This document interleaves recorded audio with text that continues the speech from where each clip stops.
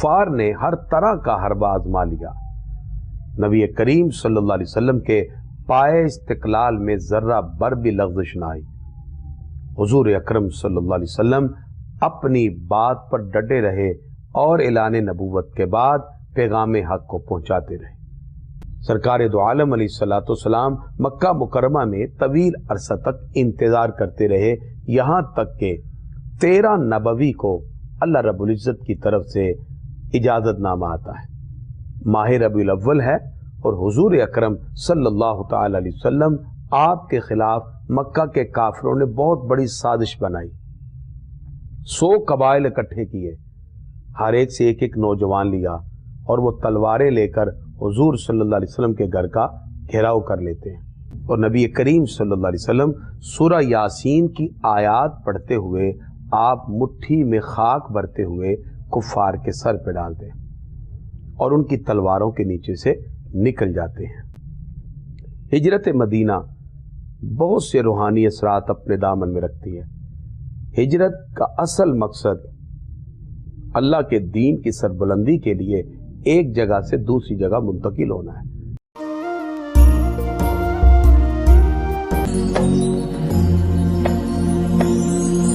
ہجرت کا تصور اسلام میں ایک روحانی تصور کو اپنے دامن میں رکھتا ہے۔ ہجرت کے حوالے سے اگر ہم تاریخ کے پس منظر میں دیکھیں تو ہجرت میں اللہ اس کے رسول کی رضا بھی شامل حال ہے، اور اللہ اس کے رسول کی رضا کے ساتھ ساتھ اللہ رب العزت نے جب حضور اکرم صلی اللہ علیہ وسلم کو حکم دیا تو آپ صلی اللہ علیہ وسلم اللہ کے حکم سے ہجرت کرتے ہوئے مکہ سے مدینہ جاتے ہیں۔ ہجرت اور ہجرت کے واقعات، اس کا پس منظر، اس کے نتائج، اس کے اثرات، آج ہم ہجرت کے حوالے سے بات کریں گے۔ السلام علیکم ورحمۃ اللہ وبرکاتہ۔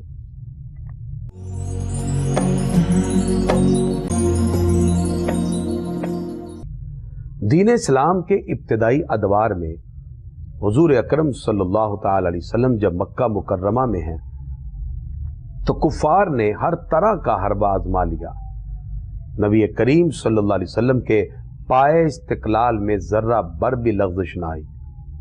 حضور اکرم صلی اللہ علیہ وسلم اپنی بات پر ڈٹے رہے اور اعلان نبوت کے بعد پیغام حق کو پہنچاتے رہے۔ اسی پاداش میں آپ صلی اللہ تعالی علیہ وسلم کی زوجہ جناب حضرت خدیجۃ الکبریٰ رضی اللہ تعالی عنہا، ان کی بھی ڈیتھ ہو گئی۔ 3 سال شیبی ابی طالب میں معصوری کے دوران جناب ابی طالب وہ بھی دنیا سے چلے جاتے ہیں، لیکن آقا علیہ الصلوۃ والسلام کے پائے ثبات میں ذرہ بر بھی لغزش نہ آئی۔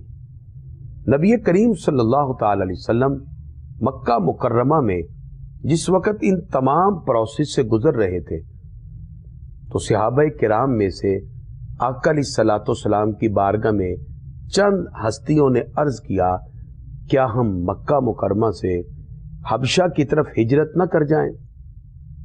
یہ پہلا ہجرت کا موقع تھا جن میں چند مسلمان مکہ مکرمہ سے حبشہ کی طرف ہجرت کر جاتے ہیں۔ مسلمان جس وقت حبشہ میں پہنچے تو وہاں حالات سازگار ملے، اور وہاں حضرت عثمان غنی رضی اللہ عنہ بھی ہیں، حضور صلی اللہ علیہ وسلم کی بیٹی بھی ان کے ہمراہ ہیں، جناب حضرت جعفر بن ابی طالب بھی ہیں۔ حبشہ کا سازگار ماحول اسلام کی عظمتوں کو پنپنے کے لیے سب سے پہلا موقع فراہم کرتا ہے۔ لیکن کفار مکہ پھر بھی چین سے نہ بیٹھے، انہوں نے نجاشی تک پیغام پہنچایا کہ کچھ لوگ مکہ سے بھاگ کر ادھر آئے ہیں اور نئے دین کی دعوت دے رہے ہیں۔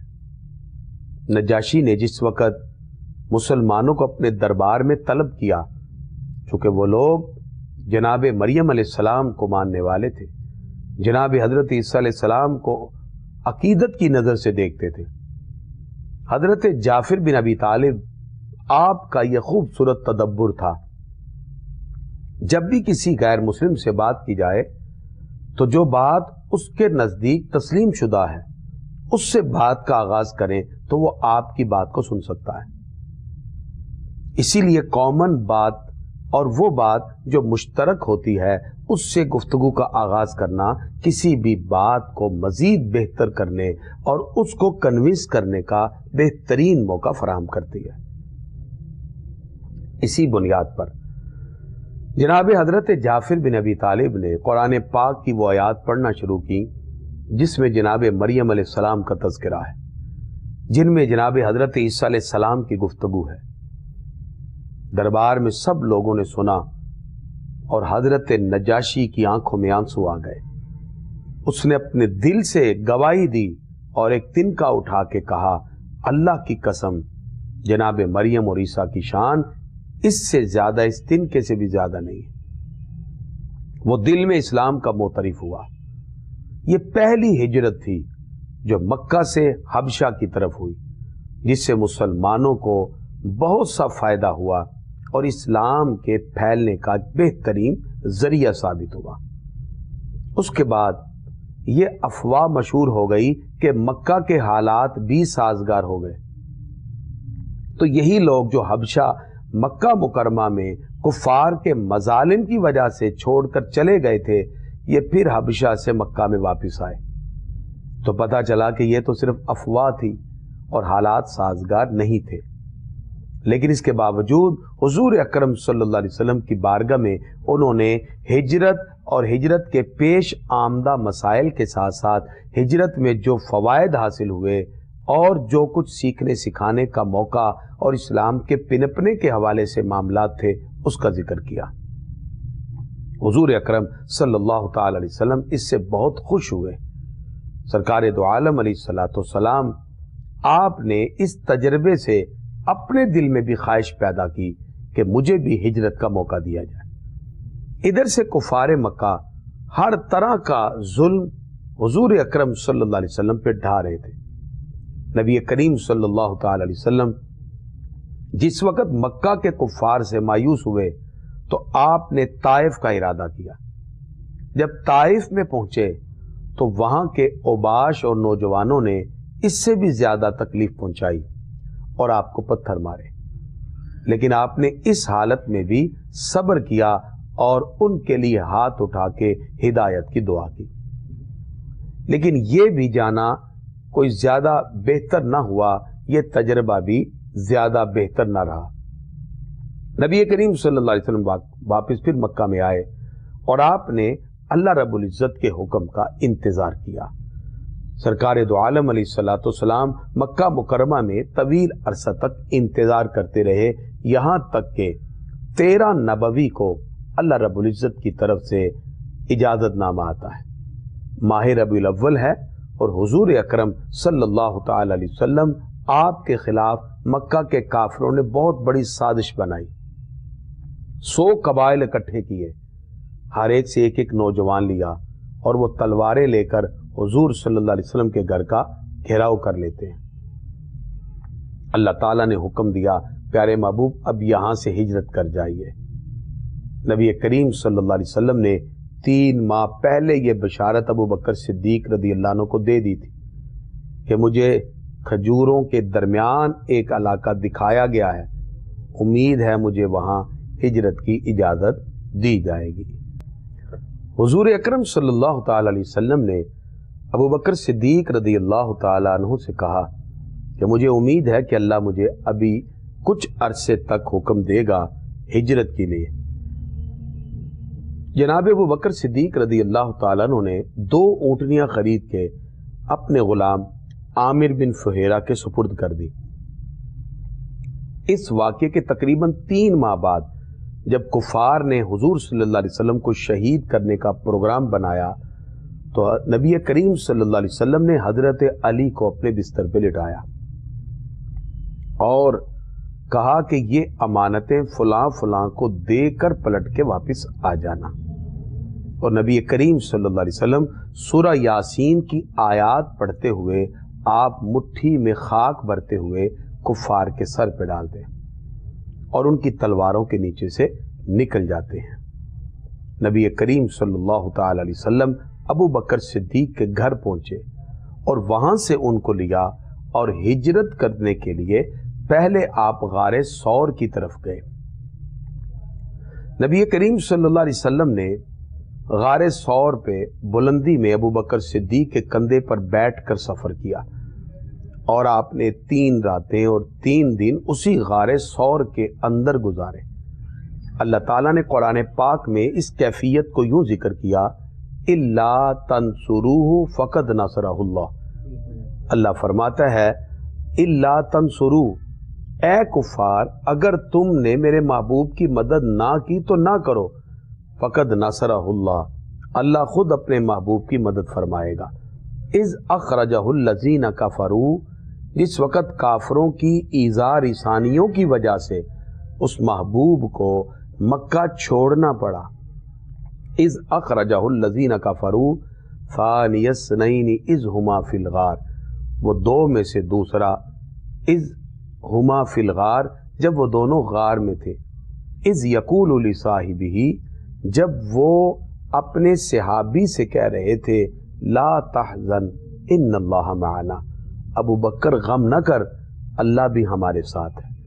یہ واقعہ غار ثور میں جب کفار حضرت علی رضی اللہ تعالیٰ عنہ کو بستر پہ پاتے ہیں تو سرکار کو ڈھونڈنے کے لیے نکل پڑے، اعلان کر دیا جو ان کو ڈھونڈے گا 100 اونٹ کا ہم انعام اس کو دیں گے۔ حضور اکرم صلی اللہ تعالی علیہ وسلم کو تلاش کرتے ہوئے کفار غار کے دہانے تک پہنچے تو ابو بکر صدیق نے عرض کیا پیارے آقا وہ آ گئے۔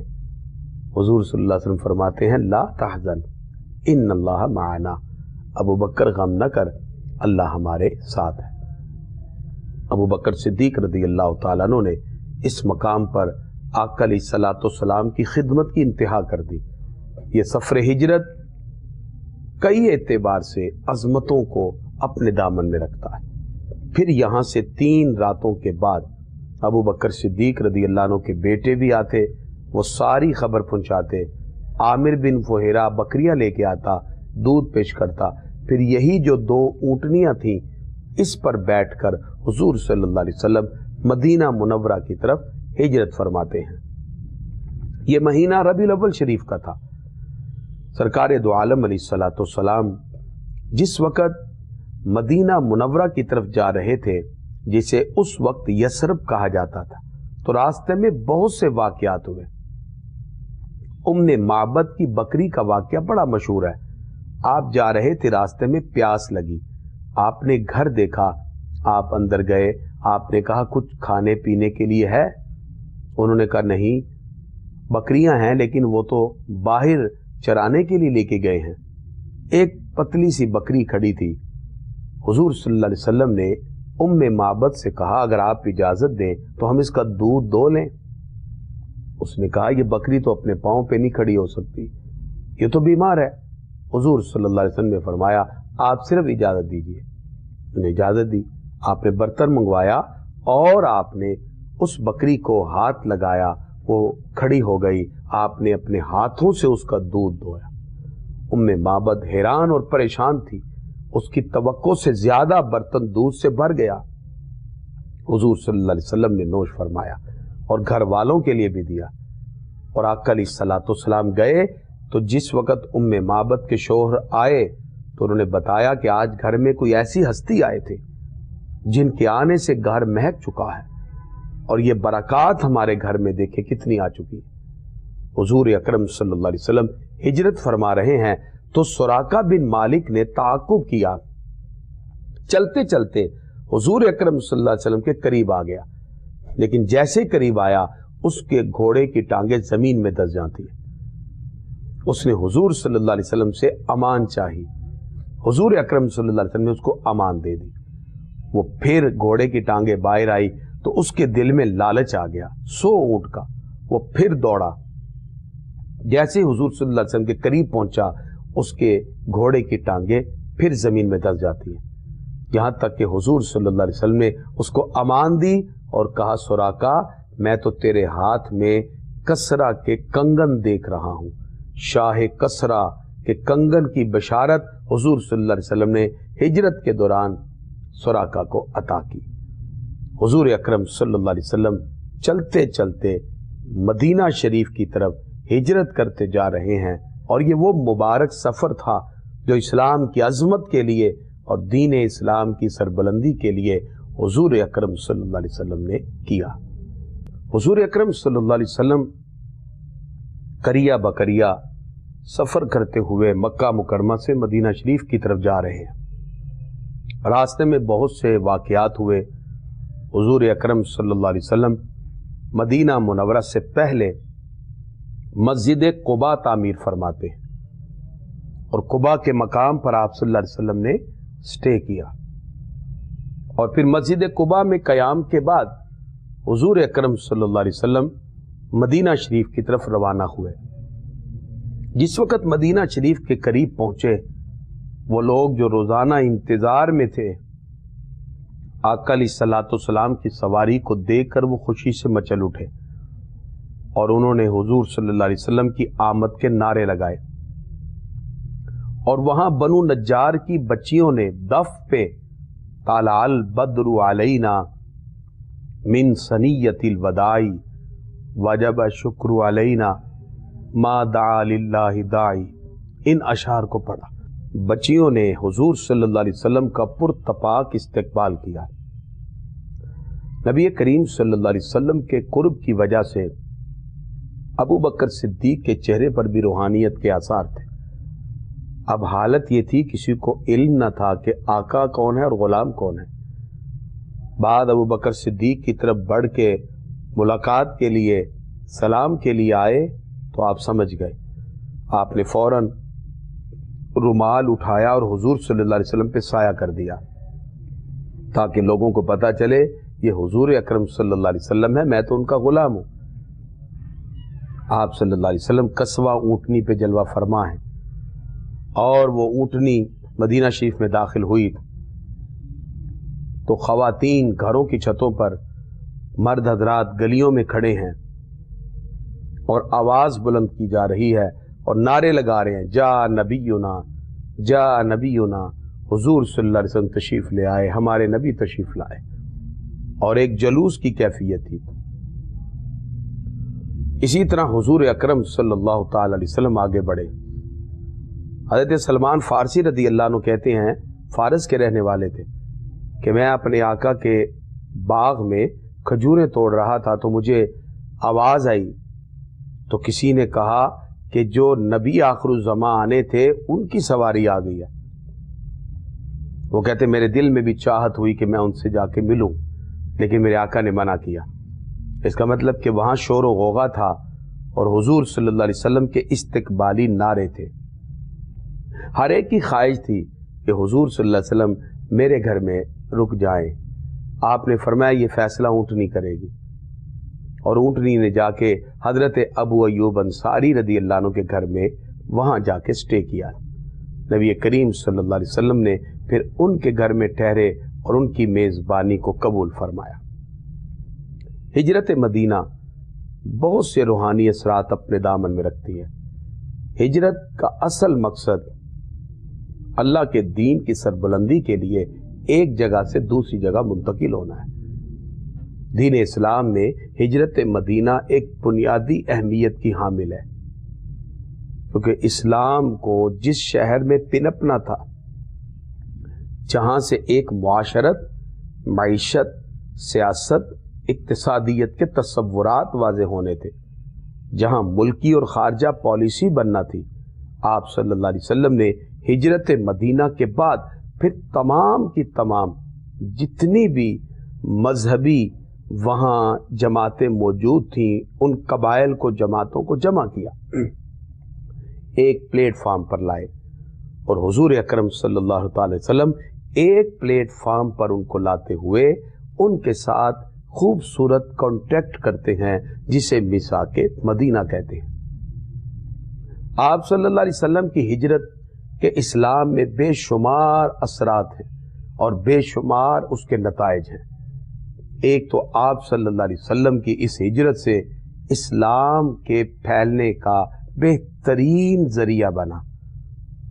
پھر اسلام کی تکمیل کے لیے عبادات کو اجتماعی طور پر متعارف کرانے کے لیے حضور صلی اللہ علیہ وسلم کی یہ ہجرت ممد و معاون بنی۔ اس سے اسلام میں جو ہماری اجتماعی عبادات تھی ان کے تصور قائم ہوئے، جمعے کا قیام، مسجد نبی کی تعمیر، اسی طرح اسلام کی جو خوبصورت عبادات کی کیفیات تھیں وہ بھی ہجرت مدینہ کے بعد مسلمانوں کے سامنے واضح ہوئیں اور اسلام نے ایک تہذیب اور ثقافت کی بنیاد رکھی۔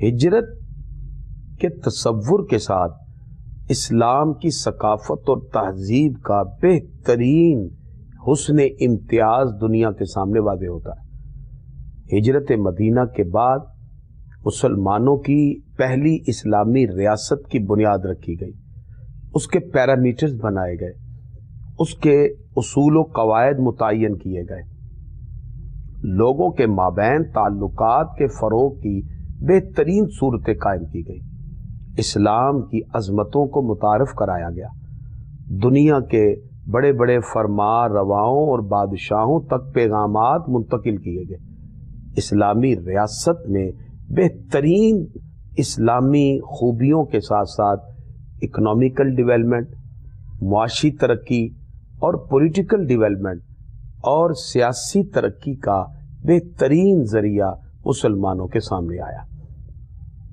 کسی بھی ملک کی معیشت اور اس کی سیاست اس ملک میں ایک بہترین رول ادا کرتی ہے۔ اس ملک کی اگر اکنامیکل ویلیوز مضبوط ہیں، معاشی ترقی کے اعتبار سے وہ ملک پھر سیاسی منصب پر بھی اعلیٰ ترین معاملات کے اندر فائز ہو جاتا ہے۔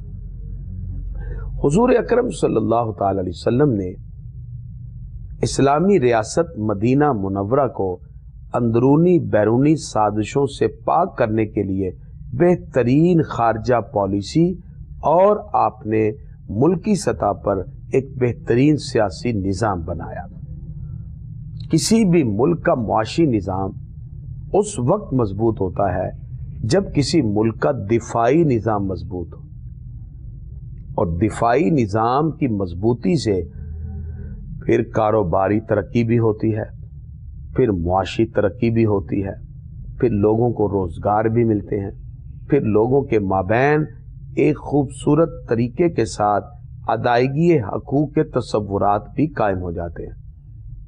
اور اگر لوگوں کے مابین حقوق کی ادائیگی کے تصورات قائم نہ ہو تو پھر معاشرے میں آہستہ آہستہ انحطاط اور زوال آ جاتا ہے۔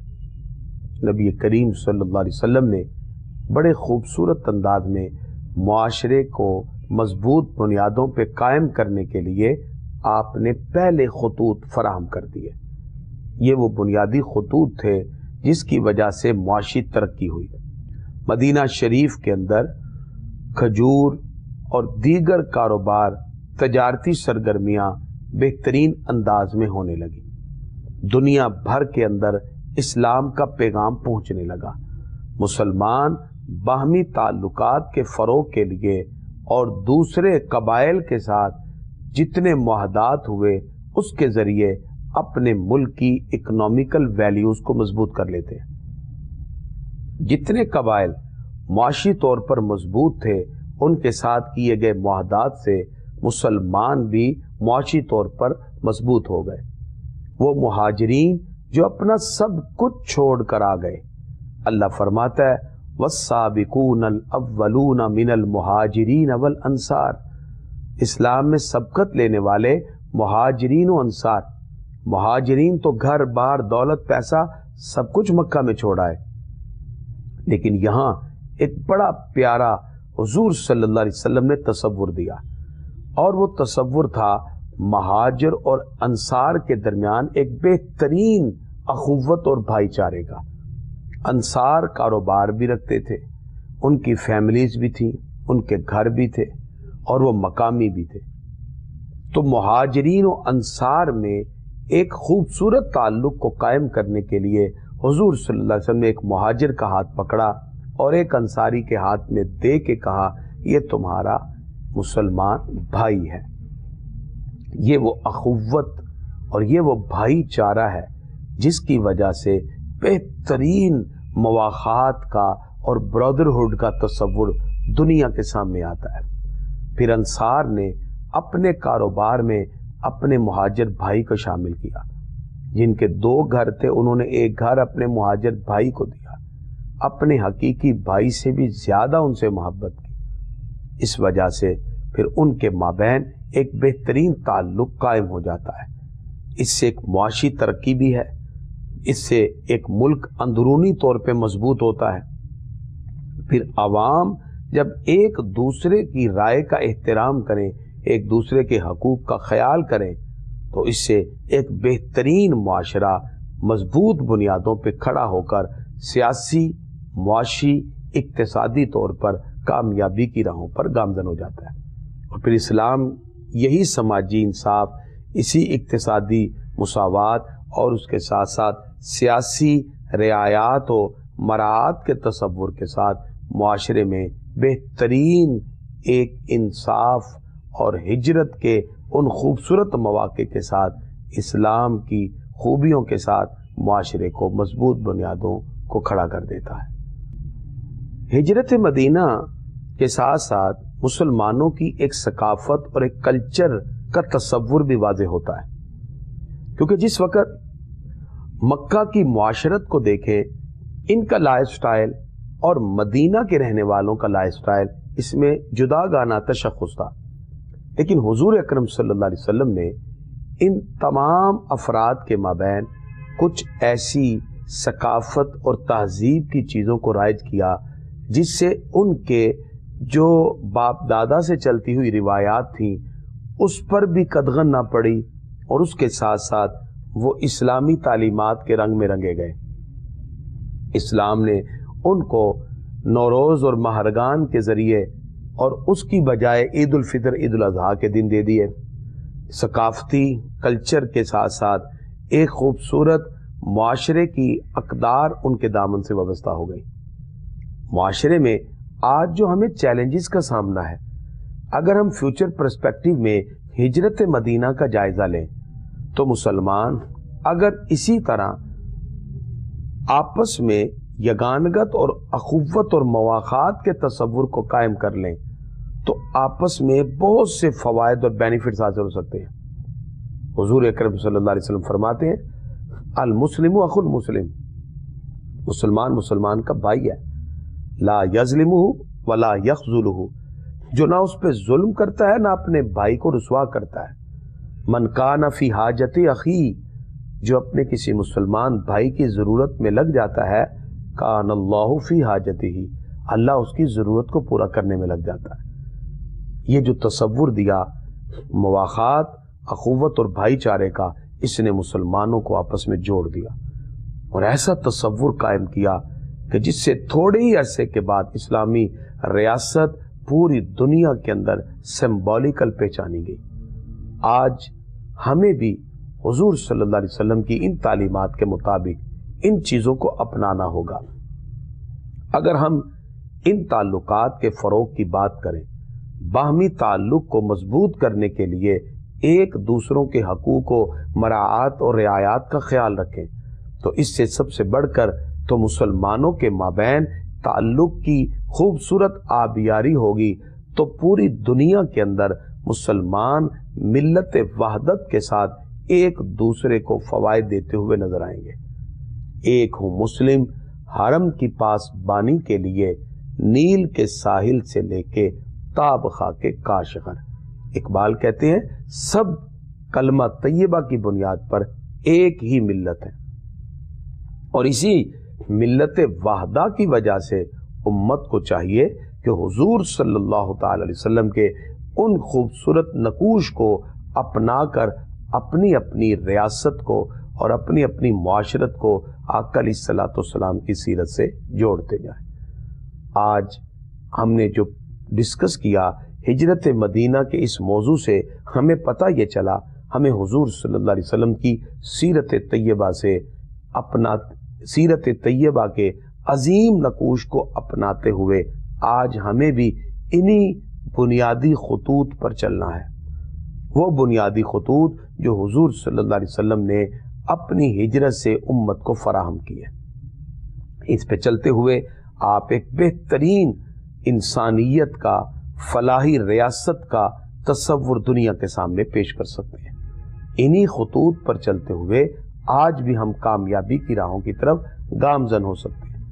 اگر پوری امت مسلمہ اپنے تعلق کو اور اپنے فوائد اور بینیفٹس کو ایک دوسرے پر ڈیپینڈ کرتے ہوئے اس کی ترجیحات کی کوشش کرے تو اقبال کہتے ہیں اخوت اس کو کہتے ہیں، چبھے کانٹا جو کابل میں تو ہندوستان کا ہر پیروں جواں بےتاب ہو جائے۔